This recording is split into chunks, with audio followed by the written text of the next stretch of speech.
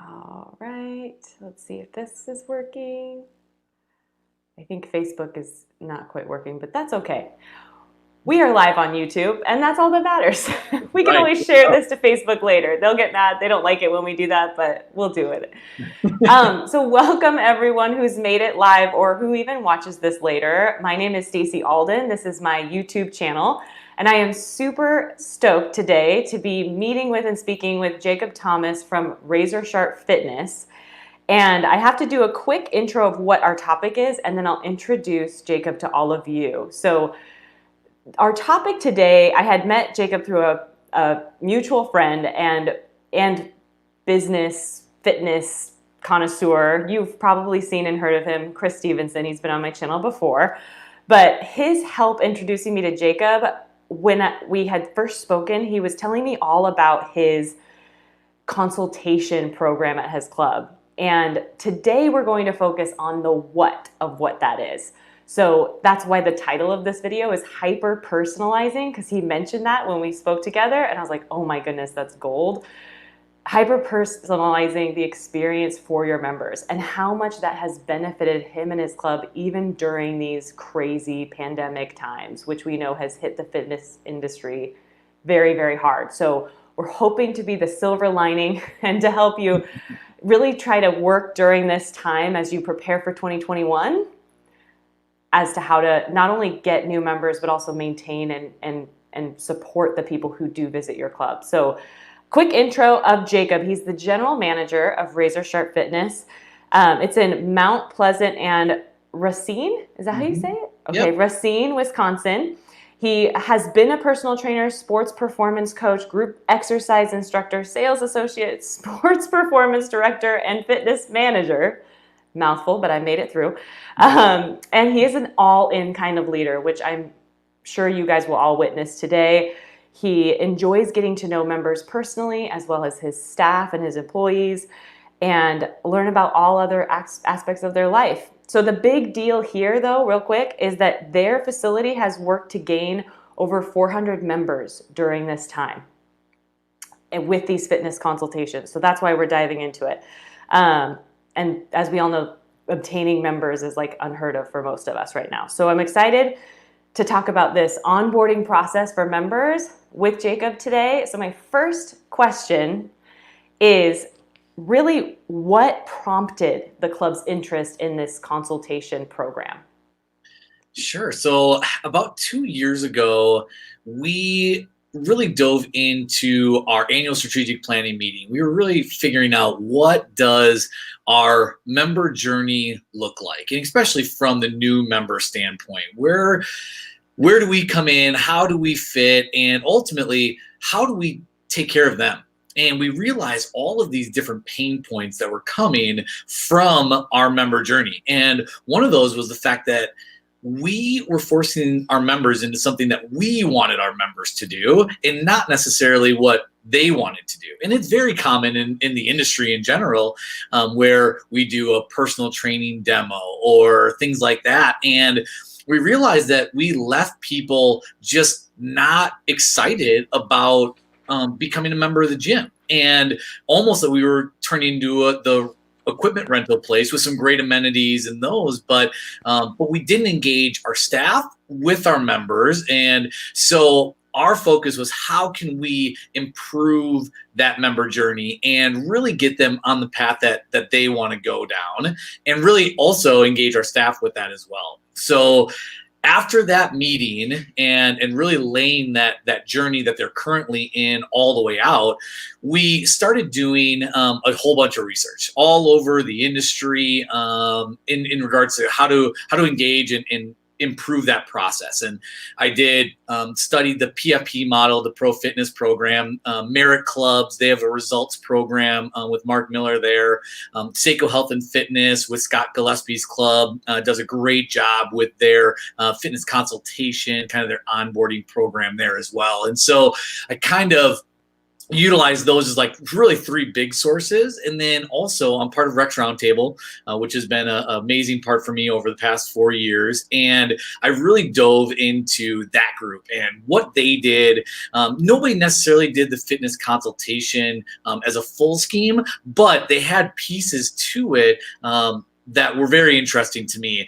And probably the big one was like if you charge for it, if you don't charge for it, and the value and those pieces to it too. So that's really how it got started. And what made us look into this concept was stop forcing people into what we want them to do, allow them to create their own journey along with our framework and what we can offer them, but be open and in a safe space with them instead of, again, kind of forcing it down their throat. Mm-hmm. That's so good because you mentioned earlier, like it almost becomes some tours that I see membership coordinators go on with members or potential members. It becomes this like mall. They're like, okay, here's our treadmills, here's our this, and they might not even want to ever use a treadmill. So you've brought in that customization. And I have to preface, I don't know if I mentioned to everybody that this is a series. So today we're only talking about the what. You have to come back next week, Wednesday, for the how. So this is all we're describing today is the what, how it started, but we'll get to the how next week. So the next question I have is, with the understanding of obviously you had seen this as an important idea, concept for your club. That's how it all began. And then what are some important decisions that you had to make when implementing this? Oh, that's a great question. Our first one was, how do we really ensure that we're providing our members a program that's set up for them, that we don't get back into what we've always done? Hey, come and do what we want you to do, and ultimately you're just not going to feel as comfortable with it. So we started doing is we almost felt like we were working under assumptions with our members, right? Our members who are joining our club, we really felt they wanted a plan, and we created that assumption that they want some kind of plan, that they have goals, they want to get to those goals, but also with that, they don't necessarily know what plan is going to be best for them. And they might have some ideas of, what they like to do and those kind of things, but ultimately they just might not really know what that is. So how can we create that program that's also going to break down those barriers and allow us to have a comfortable conversation and for them to just open up and really create their own path, and we just kind of help get them there. And then last but not least is have them really be a part of our community, of our fitness community at Razor Sharp. And I think that was a big one for us is we always talk about having great staff, and we always are engaged and, in how we introduce ourselves to members and all that kind of stuff. But we didn't do a great job of onboarding our people into that community. So if they didn't find their way into it, going to a group exercise class or having a great connection with a front desk person or doing personal training and being engaged with that trainer, they didn't really have an opportunity to get engaged with the community unless we worked really, really hard to engage them. So how could we just have a natural introduction into it to be able to have them find their path and then really be excited about it? And so that was really, again, kind of that journey process for us was such a big, really our main factor that we started with. And then we talked about always being a results-oriented club. And if for anybody that follows, especially Medallia, they talk about their fitness results score being such a huge factor into why somebody is loving the club or not loving the club, loving their experience, staying with the club, those kind of things. And we realize that we have to do a better job and hold ourselves accountable to those results as well. People are investing in not only the facility, but investing in staff, investing in trainers and all of that. And we need to be able to give that back to them as well. So we decided one big thing for us was going to be the technology piece. We wanted to get technology in that we could track that progress, see how they're doing, and be able to get real results. And then on top of that, we wanted to add the follow-up piece. So it's not just, hey, here's the initial, here's where you are now, and use it. Again, this is where you can get back into trouble, I feel, too. You use that technology to be like, oh, well, look, your body fat percentage is this, or your circumference is here, or you have alignment issues or whatever that is, and then just get back to selling the way that we always did, and trying to have them go back. Instead, no, allow them to know if it works or if it doesn't work, whether that be if they do sign up for programs or if they're doing it on their own. Be able to provide them with good feedback. And ultimately, if they get great results and they see progress, then again, hey, we retain them as just that point. And if they don't see progress, it's an opportunity for us to be like, hey, you know what? Maybe that part didn't work for you. How can we change it? How can we adjust it? And give them real feedback to be able to get those results that they're looking for. And I think for everybody, fitness is something that isn't always the most fun in the world. There's the crazies like you and I, Stacy, but not everybody is like us, where we love working out and those kind of things. It's hard, and it's work to do. So if we can get those people excited about seeing those results, again, I think that kind of goes back to the medallia point too, that if they're getting those results, that's where they're staying, and we're retaining them for a really long time as well. And then the last one is like, how can we afford to run a program like this? We're looking at how we're from bringing staffing in to, again, the staiku and that technology piece, and really how to, getting all this staff engaged. There's going to be so much to it. How can we afford to do that? And that's a big worry for us. And so the question was, can we monetize it? And how can we monetize it? And in the past, we were like most other clubs across the country. We had an enrollment fee. The enrollment fee was $99.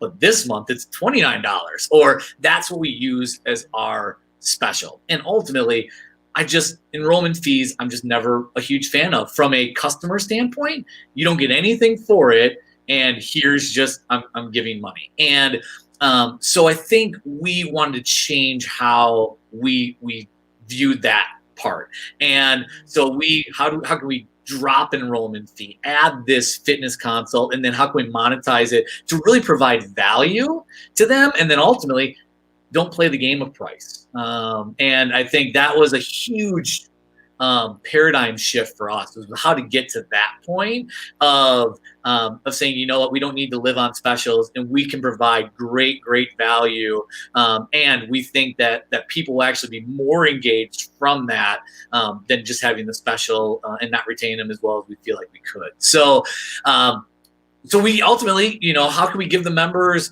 what they were looking for? And even if sometimes they don't know what that is, there's value in that. So we looked around, and that was a lot of the research that we did too, is what pricing was out there for these different programs and what people were doing. For instance, Scott Gillespie at Seiko, they don't charge for their program. But then I had, like the PFP model, you're charging for every fitness consultation. And I had some other friends in my Rex group that were charging. And what we found was, when you charge for it and you make everybody pay for it, the percentage of people coming to it is so much better. And so we're looking between 70 and 80% of our members doing the program. And that's just a huge percentage for us. When we were doing it the way we were forcing it and it was free, we thought it was a great value, we had 40 to 50%. So not only are they're paying for it, but they're utilizing it, which is ultimately the most important piece to the puzzle. If we're going to do it, we got to be able to pay for it, but then we have to have people really utilizing and getting the value out of that. So those are really the hard decisions that we were really looking at in there. And then I'm sorry, I do have one more that I just remembered too, was what we were doing before wasn't hurting. I mean, we were doing well. We sold personal training very well out of our onboarding process that we had, the personal training demo and all that. And the special for the enrollment fee worked, right? But that just wasn't what we were. And that's not how we built ourselves to be as a club. And so again, it was just, we need to be better, and we can be better. And we took the opportunity to strive to that. And like you said before, really, it's worked out great for us. And I think the other big thing right now is how well we retain people is going to be the name of the game. And I think it's always been that, but then we always were like, oh, we'll try to get more people in, or we'll bust our salespeople or whatever. it's that world isn't going to be quite the same right now. So retaining is going to be such a huge piece, and then people getting results and testimonials and everything that comes from that. Word of mouth has always been a great piece, even more so these days. Absolutely. So well spoken. I hope you got all of those things that he had to consider down. All of them had to consider. But really what I'm hearing too is that the two most important parts to just consider, if you're watching this video or you watch this later and you're like, how can I help my club understand how this is going to be important and useful, is the first thing is that it's identifying, what your process is now, and then how you can help. What I'm hearing is educate the member on what you have available that fits what they are looking for. So it's not about what you want for them or what you want them to pay for. Maybe they want something completely different. So it's not about what you want, it's about what they want, but help educate them. And then second was that technology piece. I love that. And that tracking, that ability to help them understand what they've gotten out of it. And I have to admit, coming from a club who does have that enrollment fee, as the group fitness director, when I get a phone call about membership, I'm like, I don't know what special we're running right now. And it's complicated even for me as an employee. The honesty piece right now that people are going to fall in love with, where they can just get to know your people and trust your people. And like you said, I have to say we have done some consultations, but the free version can be tough because there's no skin in the game. They haven't committed to anything. So that pay will help them hopefully, as you've experienced, increase retention or them coming to the session. And we've been amazed. Like we thought, we charge $59 for our fitness consultation. We thought we would hear people, oh, well, it's not worth that. Or they would walk out the door and not sign up for a membership because, well, maybe I just don't even want to do that or whatever. We literally have had none of that. And it's been truly remarkable. That was one of our biggest worries was, can we really charge for it? And can we really still have people become members when they don't want to do it? Hasn't been an issue at all. That's so good to know. That's so helpful because most people would be thinking that too, I'm sure, when they consider doing this for their club. And then finally, could you just really quickly, because we are going to talk about the how next week, go through what a fitness consultation looks like? Sure. So our fitness consult, really pretty simply, it's a 1-hour session.